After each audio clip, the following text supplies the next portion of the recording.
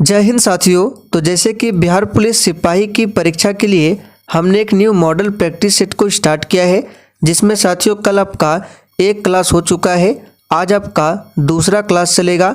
और साथियों इस क्लास में हम लोग केवल और केवल सिलेक्टेड प्रश्नों को ही कवर करेंगे। बिल्कुल उसी पैटर्न पर आधारित प्रश्न है जिस पैटर्न पर 1 अक्टूबर को एग्जाम में पूछा गया था। इसलिए साथियों आप सभी डेली क्लास को अटेंड कीजिए। क्लास का टाइमिंग है डेली रात 8 बजे से। तो चलिए फटाफट से आप सभी लाइव में जुड़ जाइए। तो चलिए साथियों, पहला क्वेश्चन है, मानचित्र पर सागर की लवणता को किसके द्वारा दर्शाया जाता है। सभी ऑप्शन को ध्यान से पढ़िए और साथियों प्रत्येक स्टूडेंट को नीचे लाइव चैट में अपना अपना आंसर करना है। और साथियों आपको लाइव चैट का ऑप्शन तभी मिलेगा जब आप लोग क्लास को क्लास टाइमिंग पर ही देखेंगे, यानी कि डेली रात 8 बजे इस चैनल पर प्रैक्टिस सेट की क्लास दी जाती है और एक क्लास है 8:40 पर। तो दोनों क्लास को आपको डेली अटेंड करनी है। तो देखिए साथियों, मानचित्र पर सागर की लवणता को यह दर्शाया जाता है आइसोहेलाइन रेखा द्वारा। तो यहाँ पर अगर आपने ऑप्शन बी को दिया है तो आपका बिल्कुल सही जवाब है। याद रखिएगा, आइसोक्लाइन द्वारा क्या दर्शाया जाता है, तो चुंबकीय गति की समानता वाले स्थानों को मिलाने वाली जो रेखा होता है उसी को दर्शाया जाता है आइसोक्लाइन द्वारा। तो सभी फैक्ट को ध्यान रखें। देखिए दूसरा क्वेश्चन है, ब्रह्मा विष्णु और महेश की त्रिमूर्ति वाला प्रसिद्ध मंदिर किस शहर में है। तो साथियों यहाँ पर दूसरे प्रश्न का आंसर क्या होगा, ब्रह्मा विष्णु और महेश की त्रिमूर्ति वाला जो प्रसिद्ध मंदिर है ये कहाँ पर है। तो याद रखिएगा सुचिंद्रम शहर में स्थित है। तो आपका बी ऑप्शन सही है। यहाँ से प्रश्न बनता है मीनाक्षी मंदिर। तो ये जो मदुरई है याद रखिएगा यहाँ पर क्या है, तो मीनाक्षी मंदिर है। रामेश्वरम में विवेकानंद का स्मारक है, सभी को ध्यान रखें। चलिए आगे देखिए, गुड फ्राइडे किससे संबंधित है। बिल्कुल आपको सोच समझकर आंसर करना है।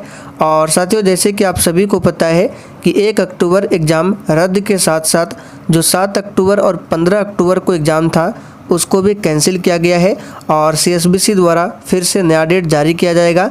तो साथियों हम लोगों को बैठना नहीं है। हम लोगों ने क्या किया, कल से एक न्यू बैच को स्टार्ट किया है। तो आज आपका प्रैक्टिस सेट नंबर 2 चल रहा है और आपको डेली क्लास को अटेंड करना है। और अब की बार हम लोग जितने भी प्रश्नों को कवर करेंगे वो बिल्कुल 1 अक्टूबर के एग्ज़ाम पैटर्न पर आधारित होगा। जिस तरह से 1 अक्टूबर को पूछा गया था बिल्कुल उसी पैटर्न पर हम लोग प्रश्नों को कवर करेंगे। तो देखिए साथियों, गुड फ्राइडे जो है ये संबंधित है ईसा की सूली से। तो बी ऑप्शन आपका सही जवाब है। और ईसाई धर्म का अगर चिन्ह पूछे, पवित्र चिन्ह, तो क्या है, क्रॉस। आप सभी जानते हैं। उत्तर पश्चिम भारत में शरद ऋतु में वर्षा का कारण क्या है। और साथियों अगर आपको किसी भी प्रश्न में थोड़ा भी डाउट होता है तो आप लोग तुरंत कमेंट करके पूछ सकते हैं। तो इस प्रश्न को हमने आपको बहुत बार प्रैक्टिस सेट में भी बताया था कि उत्तर पश्चिम भारत में शरद ऋतु में जो वर्षा होती है कहाँ पर, तो पश्चिमी अवदाब के कारण वर्षा होती है। और शरद ऋतु में कहाँ पर वर्षा होती है, तो मुख्यतः तमिलनाडु में वर्षा होती है। और देखिए डी ऑप्शन में दक्षिण पश्चिम मानसून। तो आपको याद होगा भारत में जो सबसे अधिक वर्षा होती है इसी मानसून के कारण, दक्षिण पश्चिम मानसून के कारण। राष्ट्रीय ग्रामीण विकास संस्थान कहाँ पर स्थित है। चलिए आप सभी 5 के लिए फटाफट से आंसर बताएंगे। राष्ट्रीय ग्रामीण विकास संस्थान कहाँ पर स्थित है। और देखिए साथियों इसके लिए जो हमने कल न्यू बैच को स्टार्ट किया है इसके लिए एक अलग से प्लेलिस्ट भी बना दिया गया है और उस प्लेलिस्ट का लिंक आपको इसी वीडियो के नीचे डिस्क्रिप्शन बॉक्स में मिल जाएगा। उस प्लेलिस्ट का नाम है बिहार पुलिस री एग्ज़ाम 2023। तो राष्ट्रीय ग्रामीण विकास संस्थान जो है याद रखिएगा ये हैदराबाद में स्थित है। कहाँ पर है, तो हैदराबाद में स्थित है। नई दिल्ली में क्या है, तो भारतीय कृषि अनुसंधान संस्थान है नई दिल्ली में। चलिए आगे देखिए, to beat a retreat means, इसका मतलब बताना है क्या होगा, to beat a retreat means. तो देखिए सबसे पहले इसका मतलब क्या होता है, तो बीट अ रिट्रीट मीन्स मतलब होता है भाग जाना। और इसका हो जाएगा आपका टू रन ऑफ, जो कि बी ऑप्शन में दिया गया है, टू रन ऑफ। चलिए आगे देखिए, choose the word opposite in meaning of the given word. यहाँ पे सेव का आपको बताना है अपोजिट क्या होगा। तो सेव का मतलब क्या होता है? सुरक्षित। इसका मतलब क्या होता है? सुरक्षित। और सुरक्षित का उल्टा क्या होगा? असुरक्षित। और असुरक्षित का इंग्लिश होता है इनसिक्योर। तो यहाँ पर बी ऑप्शन आपका सही जवाब है। सेव का अपोजिट क्या होगा? इनसिक्योर।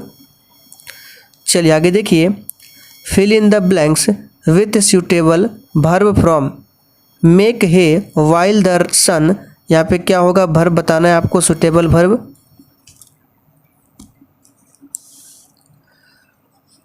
तो यहाँ पर 10वें प्रश्न का आंसर हो जाएगा, यहाँ पे हो जाएगा साइंस। याद रखिएगा, इसका पूरा सेंटेंस बनेगा make hay while the sun science. याद रखिएगा। चलिए आगे देखिए, सल्फाइड अयस्क के सांद्रण हेतु प्रयुक्त विधि क्या है? आप लोगों ने इस प्रश्न को 10th क्लास में पढ़ा होगा। सल्फाइड अयस्क के सांद्रण हेतु झाग उत्पादन विधि प्रयोग किया जाता है। कौन सा विधि? तो झाग उत्पादन विधि। यहाँ पर सी ऑप्शन आपका सही जवाब है। याद रखिएगा। चलिए आगे देखिए, एड्रीनेलिन एक हार्मोन है जो प्रभावित करती है। चलिए आंसर बताएंगे 12 के लिए। एड्रीनेलिन क्या है? तो एक प्रकार का हार्मोन है जो प्रभावित करती है। तो याद रखिएगा, रक्त दाब को प्रभावित करती है। सर रोनाल्ड रॉस ने खोज निकाला कि, सभी ऑप्शन को ध्यान से पढ़िए, क्या खोज निकाला था सर रोनाल्ड रॉस ने? तो याद रखिएगा, मलेरिया का परागमन जो होता है मच्छरों द्वारा होता है, इसका पता लगाया था किसने? तो सर रोनाल्ड रॉस ने। याद रखिएगा। अमाशय की पीएच श्रेणी होती है। चलिए 14 के लिए आंसर कीजिए, अमाशय की पीएच श्रेणी क्या है? तो यहाँ पर इस प्रश्न का सही जवाब हो जाएगा 1.5 से लेकर 2.0 के बीच में होता है अमाशय का पीएच मान। याद रखिएगा। पित्त रस का पीएच मान पूछे तो 7.5 से लेकर 8.3, यहाँ पे लिख देते हैं 7.5 से लेकर 8.3, ये पित्त रस का क्या होता है? पीएच मान होता है। अच्छा, पीएच स्केल का खोज किसने किया था? तो सोरेनसन। ध्यान रखना है, सोरेनसन ने पीएच स्केल का पता लगाया था। चलिए आगे बढ़ते हैं। निम्नलिखित में से कौन सी ठोस की विशेषता नहीं है? चलिए 15 के लिए आंसर कीजिए, इनमें से कौन सी ठोस की विशेषता नहीं है? तो देखिए, ठोस के आकार को बदलना मुश्किल है इसलिए वे कठोर होते हैं, ये तो सही है। बल के अधीन होने पर ठोस टूट सकता है, ये भी सही है। ठोस को आसानी से संपीड़ित किया जा सकता है, ये गलत है। ठोस को आसानी से संपीड़ित नहीं किया जा सकता है। दिए गए वाक्य का एक शब्द बनाए। यहाँ पे वाक्य दिया गया है, दूसरे के उपकार को मानने वाला। इसके लिए एक शब्द क्या होगा? तो बहुत ही सिंपल है, दूसरे के उपकार को मानने वाला। इसके लिए शब्द होगा कृतज्ञ। क्या हो जाएगा? कृतज्ञ। चलिए आगे बढ़ते हैं। रेखांकित पद के उचित कारक को पहचानिए। बोतल में दूध बचा है, तो में बताना है कौन सा कारक है। और देखिए, जो 1 अक्टूबर को एग्ज़ाम हुआ था उसमें जितने भी हिंदी व्याकरण से प्रश्न पूछे गए थे बहुत ही आसान था। आप लोग 10 में 10 स्कोर कर सकते हैं हिंदी में। और मैथ्स भी बहुत ही सिंपल पूछा गया था। अगर आपको बेसिक मैथ्स पता है तो आप लोग 10 में 10 भी स्कोर कर सकते हैं। तो में जो होता है इसमें होता है अधिकरण कारक, में और पर। तो यहाँ पर बी ऑप्शन आपका सही जवाब है। क्रिया के सही रूप वाला विकल्प पहचानिए। स्कूल बस 5 मिनट खाली स्थान क्या होगा? और देखिए, जिन्होंने अभी तक सेशन को लाइक नहीं किया है, फटाफट से आप सभी सेशन को साथ में लाइक भी करते चलें। तो स्कूल बस जो है वो 5 मिनट में आएगी। यहाँ पर बी ऑप्शन आपका सही जवाब है। कृपन का सही पूर्ण रूपेण वर्ण विच्छेद क्या है? तो चलिए बता देते हैं, इसका सही रूप में क्या हो जाएगा। तो आधा का होगा, री होगा, आधा प आ और आधा मूर्धन्य और आ, इससे मिलकर बनता है कृपन। तो ध्यान रखेंगे। शुद्ध वर्तनी वाला शब्द पहचानिए। तो यहाँ पे बताना है कृष्ण कौन सा सबसे शुद्ध लिखा गया है। तो बहुत ही सिंपल है, पहला ऑप्शन सही है। चलिए आगे देखिए, निम्न में से किससे ध्वनि तरंग गमन नहीं कर सकता? तो हमने आपको बहुत बार बताया कि ध्वनि तरंग कभी भी निर्वात में गमन नहीं करती है। ध्वनि तरंग गमन करने के लिए कोई न कोई माध्यम अवश्य जरूरी होता है। और ध्वनि तरंग सबसे अधिक किस माध्यम में गमन करती है? तो ठोस में, उसके बाद द्रव में और सबसे लास्ट में गैस में। तो यहाँ पर आपका बी ऑप्शन सही जवाब है, निर्वात में। चलिए आगे देखिए, यदि आपतन कोण क्रांतिक कोण के बराबर हो तो अपवर्तन कोण कितना होगा? चलिए 24 के लिए आंसर कीजिए। यदि आपतन कोण क्रांतिक कोण के बराबर हो तो अपवर्तन कोण होता है कितना? तो ये होता है 90 डिग्री। कितना होता है? 90 डिग्री। और जिस आपतन कोण के लिए अपवर्तन कोण का मान 90 डिग्री होता है उसे कहा जाता है क्रांतिक कोण। मानव का रेटिना यानी कि दृष्टि पटल जिस पर प्रतिबिंब बनता है, वास्तविक और उल्टा, तो बताना है नेत्र लेंस से कितनी दूरी पर स्थित रहता है? प्रत्येक स्टूडेंट को आंसर करना है और जितने भी प्रश्न आपके सही होते हैं आपको कॉपी में साथ में लिखते भी चलना है। फिर लास्ट में आपको काउंट करके अपना अपना स्कोर ज़रूर कमेंट करके बताना है कि आपने कितने प्रश्नों के सही आंसर किए।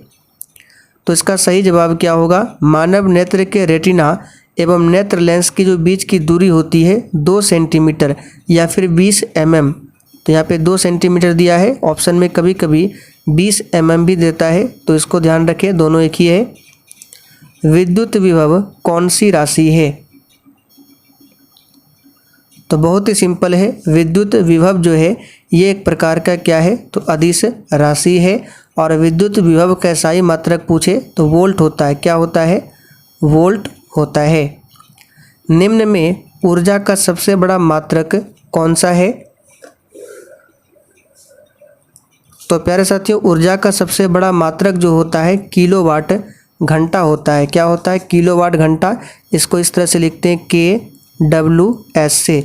और 1 किलोवाट घंटा बराबर पूछा जाता है कितना जूल होता है? तो लिख लीजिए 3.6 गुना 10 पर पावर 7 जूल। सॉरी, यहाँ पे 6 होगा, 7 नहीं, यानी कि 1 किलोवाट घंटा बराबर होता है 3.6 गुना 10 पर पावर 6 जूल।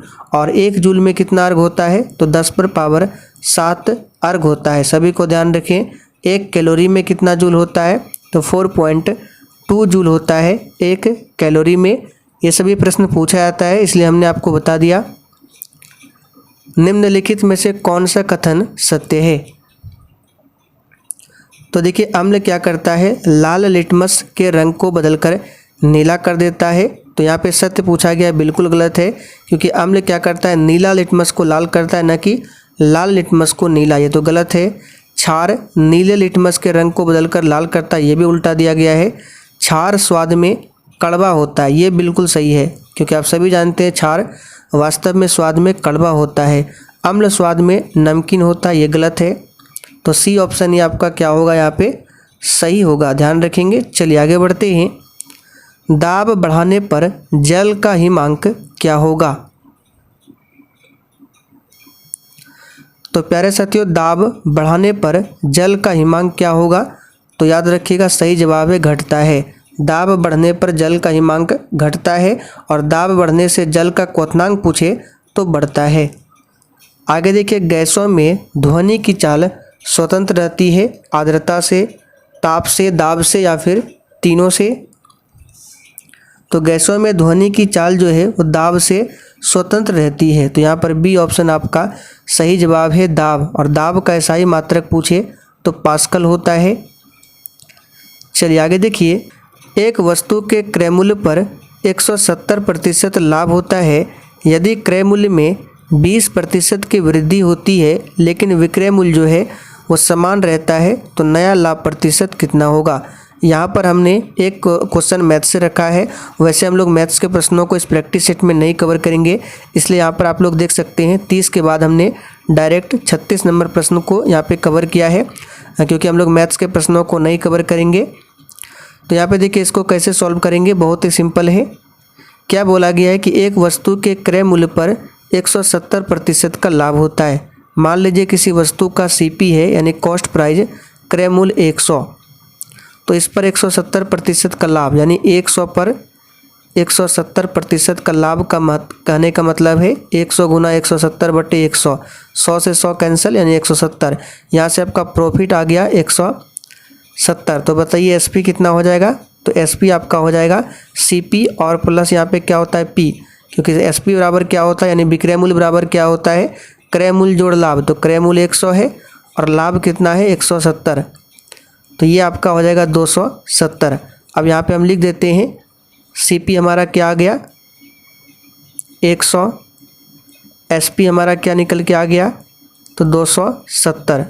अब क्या बोला गया आगे देखिए, यदि क्रय मूल्य में 20% की वृद्धि, यानी 100 जो क्रय मूल्य है इसमें 20% की वृद्धि करने का मतलब है 100 प्लस 100 का 20%, ये होता है वृद्धि। ये बेसिक मैथ्स का चीज़ है। तो 100 से 100 कैंसिल यानी 120 आ गया आपका वृद्धि। ठीक है, तो यहाँ पे नया सीपी जो आपका आ गया 120, यानी कि क्रय मूल्य में 20% की वृद्धि हुआ, यानी पहले क्रय मूल्य 100 रुपया था तो 20% की वृद्धि होने पर क्रय मूल्य कितना हो गया तो 120 हो गया। 120 कैसे आया? तो यहाँ पे हमने दिखाया आपको इस तरह से करके यहाँ पे 120 आ गया। अब क्या करना है, तो हमको लाभ देखना है। तो देखिए विक्रय मूल्य कितना है 270 है और क्रय मूल्य कितना है 120 है। अब इसका हमको कोई भी काम नहीं है, जो पहले हमारा था सीपी माने थे 100, अब मेन है हमारा एसपी और यहाँ पे सीपी। तो जब देखिए विक्रय मूल्य 270 है और क्रय मूल्य 120 है तो लाभ क्या हो जाएगा, तो विक्रय मूल्य घटो क्रय मूल्य, यानी 270 में 120 को माइनस करेंगे तो कितना निकल कर आएगा, तो ये निकल कर आएगा 150, यानी कि लाभ हमारा हो गया 150। तो आपको प्रतिशत लाभ निकालना है। तो प्रतिशत लाभ बराबर क्या होता है लाभ गुना 100, यानी 150 गुना 100 और बट्टे क्रय मूल्य। क्रय मूल्य क्या होगा, ये वाला होगा या फिर ये वाला, तो ये वाला हमारा क्रय मूल्य होगा क्योंकि इसका भी काम नहीं है। तो 120 यहाँ पे डालेंगे।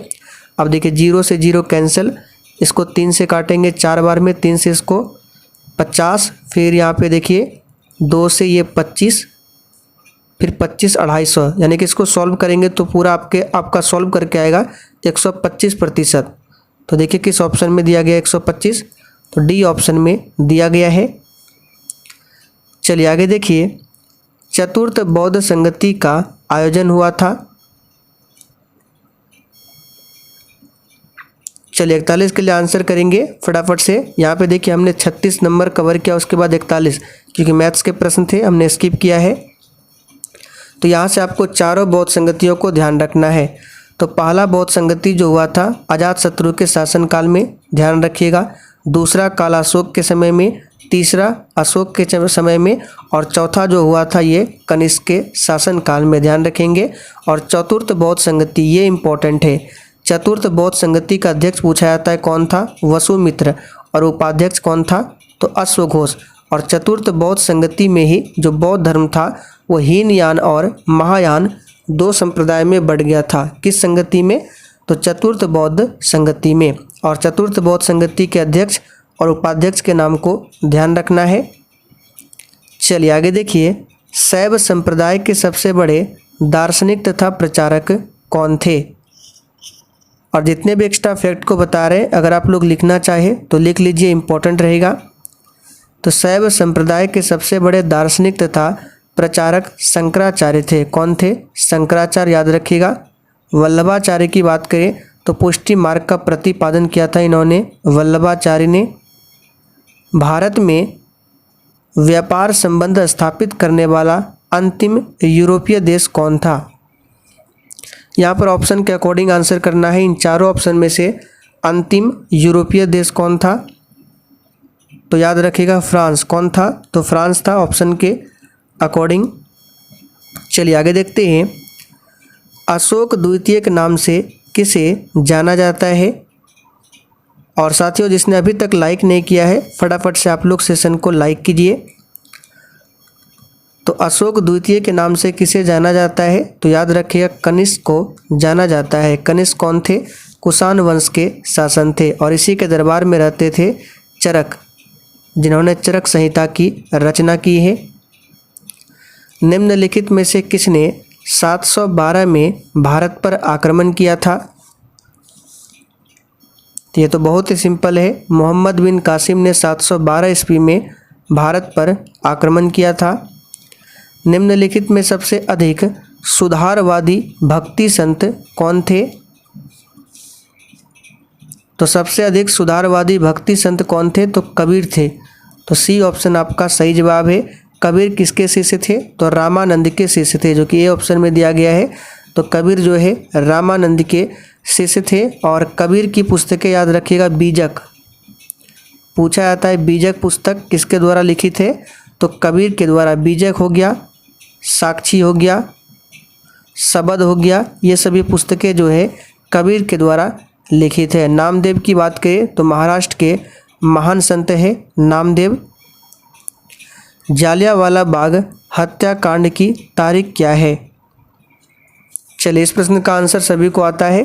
तो 13 अप्रैल 1919 को हुआ था पंजाब के अमृतसर में। लेकिन यहाँ से आपको एक पॉइंट को ध्यान रखना है, जालियांवाला बाग हत्याकांड के कारण ही रविंद्रनाथ टैगोर ने कौन सी उपाधि लौटा दी थी? तो नाइटहुड की उपाधि लौटा दी थी। आप लोग कमेंट करके बताइए, महात्मा गांधी ने जालियांवाला बाग हत्याकांड के कारण कौन सी उपाधि लौटा दी थी? चलिए आगे देखिए, छत्रपति शिवाजी की माता का नाम क्या था? तो बहुत ही सिंपल है, इसका आंसर क्या हो जाएगा? जीजाबाई, जो कि सी ऑप्शन में है। और यहाँ से प्रश्न बनेगा कि शिवाजी के पिता का नाम क्या था? तो साहूजी भोसले शिवाजी के पिता थे। और शिवाजी के संरक्षक कौन थे? तो दादाजी कोंडदेव। निम्नलिखित में से कौन सा स्थल रूप हिम नदी के कार्य से संबंधित नहीं है? चलिए 49 के लिए आंसर कीजिए। तो कौन सा स्थल रूप है जो हिम नदी के कार्य से संबंधित नहीं है? तो याद रखिएगा ये है इंजेल वर्ग। इंजेल वर्ग जो है ये पवन द्वारा निर्मित स्थलाकृति है, न कि हिम नदी के द्वारा। सौर परिवार के ग्रहों के आकार के आधार पर किस क्रम में रखा जा सकता है? अब यहाँ पे सूर्य से दूरी के क्रम में नहीं बताना है। सूर्य से दूरी के क्रम में तो सबसे पहले बुध, शुक्र, पृथ्वी, मंगल, बृहस्पति, शनि, अरुण और वरुण आता है। लेकिन आकार के क्रम में सबसे पहले बृहस्पति आएगा। तो दो ऑप्शन में बृहस्पति है, या तो आंसर बी होगा या तो सी होगा। तो बृहस्पति के बाद सौर मंडल का दूसरा सबसे बड़ा ग्रह शनि है। तो देखिए बी ऑप्शन में दिया गया है। बुध तो सबसे छोटा है, ये तो होगा नहीं। तो आंसर जो हो जाएगा आपका बी ऑप्शन। निम्नलिखित में से किस देशांतर के सहारे भारत का मानक निर्धारित किया गया है? तो किस देशांतर के सहारे भारत का मानक निर्धारित किया गया है? तो याद रखिएगा 82.5 डिग्री पूर्व देशांतर के सहारे। और 82.5 डिग्री पूर्वी देशांतर जो है इलाहाबाद के पास नैनी से गुजरती है। निम्नलिखित में से कौन सा महाद्वीपीय पठार नहीं है? साथियों, पीडीएफ की बात करें तो पीडीएफ आपको टेलीग्राम पर मिल जाएगा बिल्कुल फ्री में। टेलीग्राम का लिंक इसी वीडियो के नीचे डिस्क्रिप्शन बॉक्स में दिया गया है। तो कौन सा महाद्वीपीय पठार नहीं है? तो दक्कन का पठार महाद्वीपीय पठार नहीं है। निम्नलिखित में से कौन सा अक्षांश वृहत वृत्त है? तो चलिए आंसर बता देते हैं। भूमध्य रेखा क्या है? तो ये अक्षांश जो है वृहत वृत्त है। और आपके एग्जाम में 1 अक्टूबर को एक प्रश्न पूछा गया था कि कौन सा ऐसा महादेश है जिससे होकर कर्क रेखा, भूमध्य रेखा और मकर रेखा तीनों रेखाएं गुजरती है। तो आप लोग थोड़ा सा कमेंट करके बताइए, देखते किनको किनको पता है। निम्नलिखित में से कौन सा नगर दिल्ली कोलकाता रेल मार्ग पर नहीं पड़ता है?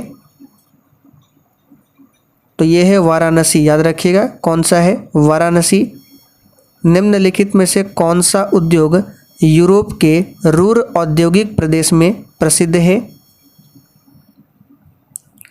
तो याद रखिएगा ये है इस्पात एवं इंजीनियरिंग उद्योग। ये यूरोप के रूर औद्योगिक प्रदेश में प्रसिद्ध है, याद रखिएगा।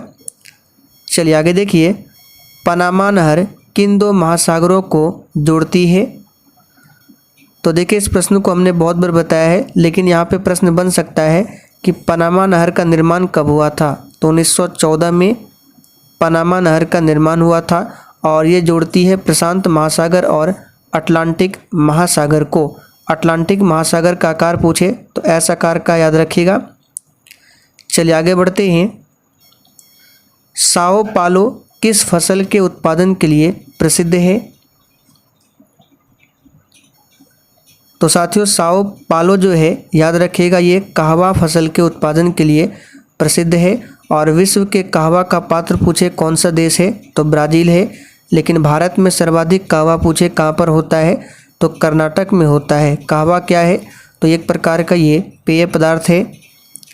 संविधान के अंतर्गत चले सभी ऑप्शन को पढ़ते हैं। प्रशासनिक व पुलिस दो प्रकार की नागरिक सेवाओं का प्रावधान है। भारतीय व प्रांतीय दो प्रकार की नागरिक सेवाओं का प्रावधान है। अखिल भारतीय, केंद्रीय व क्षेत्रीय तीन प्रकार की नागरिक सेवाओं का प्रावधान है। और चौथा में दिया गया अखिल भारतीय, केंद्रीय व राज्य तीन प्रकार की नागरिक सेवाओं का प्रावधान है। तो यहाँ पर डी ऑप्शन आपका सही जवाब है, याद रखिएगा। राष्ट्रपति चुनाव में विवाद के मामले को संदर्भित किया जाता है। तो राष्ट्रपति के चुनाव में अगर विवाद होता है तो इस मामले को किसको संदर्भित किया जाता है? तो याद रखिएगा सर्वोच्च न्यायालय को। यहाँ पर बी ऑप्शन आपका सही जवाब है। क्षेत्रीय परिषद का पदेन अध्यक्ष कौन होता है? अच्छा, क्षेत्रीय परिषद के बारे में संविधान के किस अनुच्छेद में बताया गया है? तो अनुच्छेद 263 के अंतर्गत क्षेत्रीय परिषद के गठन के बारे में बताया गया है। और क्षेत्रीय परिषद का जो पदेन अध्यक्ष होता है एक केंद्रीय मंत्री होता है। दो या अधिक क्षेत्रीय परिषदों की अध्यक्षता कौन करता है?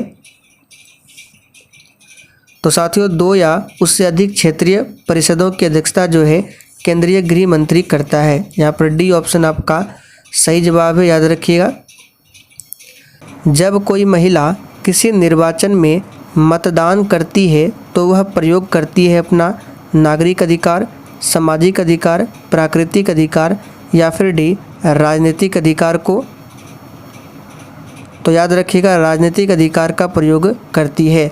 और मतदान करने का जो उम्र सीमा है पहले था 21 वर्ष, लेकिन अब 18 वर्ष किया गया है। कब किया गया? तो ये 1989 में किया गया, 61वां संविधान संशोधन के तहत। तो इस फैक्ट को भी आप लोग ज़रूर ध्यान रखें। चलिए आगे बढ़ते हैं। और विश्व का सबसे बड़ा लोकतंत्र पूछे कहाँ पर है? तो भारत में है। भारत में राज्यों की शक्ति का स्रोत कौन है? तो बहुत ही सिंपल है, भारत में राज्यों की शक्ति का स्रोत जो है ये क्या है? तो संविधान है, याद रखिएगा। और संविधान का स्रोत और शक्ति जो है ये जनता में निहित है। निम्नलिखित में से कौन वनोन्मूलन के परिणाम है? तो वनोन्मूलन के परिणाम कौन कौन से हैं? तो देखिए यहाँ पे हो जाएगा वायुमंडलीय तापमान में वृद्धि, ये तो है। वायुमंडल में CO2 के स्तर में वृद्धि, ये भी है। भौम जल स्तर में वृद्धि, ये नहीं है। बाढ़ और सूखे जैसी प्राकृतिक आपदाओं के होने की संभावना में वृद्धि। तो 1, 2 और 4 देखिए किस ऑप्शन में है? तो देखिए ये दिया गया है सी ऑप्शन में, 1, 2 और 4। चलिए आगे देखिए, कौन सा पदार्थ विद्युत का सबसे अच्छा चालक है? तो इसे हमने आपको बहुत बार बताया है कि चांदी यानी कि सिल्वर जो है सबसे अच्छा चालक है। निम्नलिखित में से कौन सी तरंगे ध्रुवित नहीं की जा सकती है? तो ये तरंगे है ध्वनि तरंगे, इसे ध्रुवित नहीं की जा सकती है। जब जल को 0 डिग्री सेल्सियस से 10 डिग्री सेल्सियस तक गर्म करते हैं तो इसका आयतन क्या होगा? ये तो बहुत ही सिंपल है। देखिए इसका आयतन क्या होगा? पहले घटेगा फिर बढ़ेगा। तो आंसर हो जाएगा आपका डी ऑप्शन, याद रखिएगा। अच्छा, यहाँ से प्रश्न बनता है कि जल का जो घनत्व है वो किस तापमान पर सबसे मैक्सिमम होता है? तो याद रखिएगा 4 डिग्री सेल्सियस पर जल का घनत्व क्या होता है? वो मैक्सिमम होता है। सेल्सियस तापक्रम पैमाने में ताप के परम शून्य का मान क्या होता है? देखिए परम शून्य क्या है? तो परम शून्य तापमान से नीचे ताप प्राप्त करना अब तक संभव नहीं है। तो परम शून्य वह है जिससे नीचे तापमान नहीं जा सकता है। तो ये है -273 डिग्री सेल्सियस, इससे नीचे नहीं जा सकता है।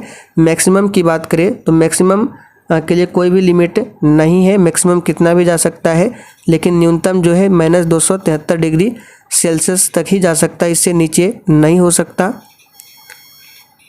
ऑडोमीटर एक ऐसा उपकरण है जिसका उपयोग गाड़ियों में खाली स्थान मापने के लिए किया जाता है। तो बहुत ही सिंपल, इसका सही जवाब क्या होगा? दूरी मापने में किया जाता है। तत्व जो विद्युत के संचलन में सहायक नहीं है वह कौन सा है? तो ये हो जाएगा सल्फर, क्योंकि सल्फर क्या है? तो एक अधातु है, इसलिए विद्युत के संचलन में सहायक नहीं है, याद रखिएगा। वह धातु है जिसके बर्तन पर कॉपर सल्फेट विलयन रखा जाता है।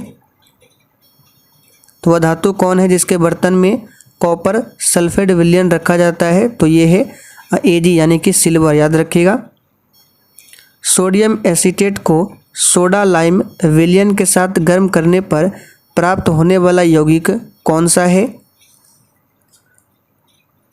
तो 73 का आंसर हो जाएगा ये एथेन है, याद रखिएगा। क्या है? एथेन है। चलिए आगे बढ़ते हैं।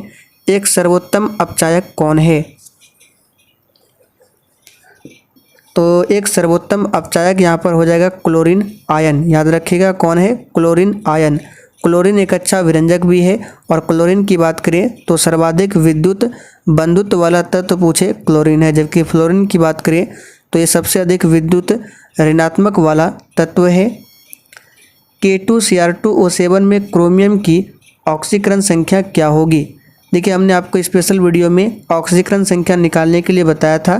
तो चलिए यहाँ पे देखिए कैसे निकालेंगे। तो Cr2 को निकालना है तो इसको x मान लीजिए। देखिए पोटेशियम 2 है, तो पोटेशियम का कितना होता है ऑक्सीडेशन नंबर? तो पोटेशियम का होता है +1। तो +1 और ये 2 है तो गुना 2 से करेंगे, फिर बीच में प्लस डालेंगे। क्रोमियम का निकालना है तो उसको x मान लिए, तो 2 क्रोमियम है तो 2x हो गया। फिर उसके बाद प्लस ऑक्सीजन का होता है -2, आप सभी जानते हैं। तो -2 और 7 ऑक्सीजन है बराबर, यहाँ पे 7 गुना करेंगे और बराबर में 0। अब इसको सॉल्व कर दीजिए तो आपका आंसर यहाँ से आ जाएगा +6। तो देखिए ए ऑप्शन में दिया गया है। वाक्य को शुद्ध करें। घूमना सुबह अच्छा है। तो इसका सही क्या हो जाएगा? सुबह घूमना अच्छा है, डी ऑप्शन सही है। दिए गए मुहावरे का सही अर्थ बताएं। अंक भरना। अंक भरना का होता है गले लगाना, यहाँ पर बी ऑप्शन। संयोग और वियोग किस रस के रूप है? तो संयोग और वियोग जो है ये श्रृंगार रस के रूप है। योजक चिन्ह का सही उदाहरण कौन सा है? तो योजक चिन्ह का सही उदाहरण, तो योजक चिन्ह इस तरह से होता है, तो इसका सही उदाहरण जो है ये हो जाएगा रोहन ने कहा मुझे पढ़ाई करनी है। यहाँ पर सी ऑप्शन आपका सही है। सही समास वाला विकल्प पहचानिए। सप्त सिंधु का समास विग्रह क्या होगा? तो इसका हो जाएगा 7 सिंधुओं का समूह, जो कि बी ऑप्शन में दिया गया है। और ये द्विगु समास का उदाहरण है क्योंकि संख्यावाचक है इसमें 7। मनुष्य में ऑस्टियोमलेशिया नामक रोग किसके कारण होता है? और देखिए अभी तक जिसने लाइक नहीं किया है फटाफट से लाइक कीजिए। तो मनुष्य में ऑस्टियोमलेशिया नामक जो रोग होता है ये विटामिन डी की कमी के कारण होता है। उस विटामिन का नाम बताएं जिसकी कमी के कारण अत्यधिक खून बहने लगता है। तो उस विटामिन का नाम है विटामिन के, जिसका रासायनिक नाम फिलोक्विनोन है। यकृत भोजन को जिस रूप में संचित करता है वह है। तो साथियों यकृत भोजन को जिस रूप में संचित करता है वह ग्लाइकोजन है। निम्न में से कौन सा नियम यह कहता है कि दो वस्तुओं के बीच लगने वाला बल उनके द्रव्यमान के गुणनफल के समानुपाती होता है? तो ये गुरुत्वाकर्षण का नियम है। आखिरी क्वेश्चन है निम्नलिखित में से कौन सा पदार्थ प्रत्येक जीवित कोशिका में पाया जाता है? तो इसका सही जवाब हो जाएगा प्रोटीन। याद रखिएगा प्रोटीन जो है प्रत्येक जीवित कोशिका में पाया जाता है। और प्रोटीन जो है ये 20 से अधिक अमीनो अम्ल के मिलने से बनता है। ध्यान रखेंगे प्रोटीन की कमी से क्वाशियोरकर बीमारी होती है। तो चलिए साथियों आज के लिए इतना ही। इसका आंसर यहाँ पे नीचे दिया गया है, तो इसका PDF टेलीग्राम पर मिल जाएगा, जाकर आप लोग डाउनलोड कर सकते हैं।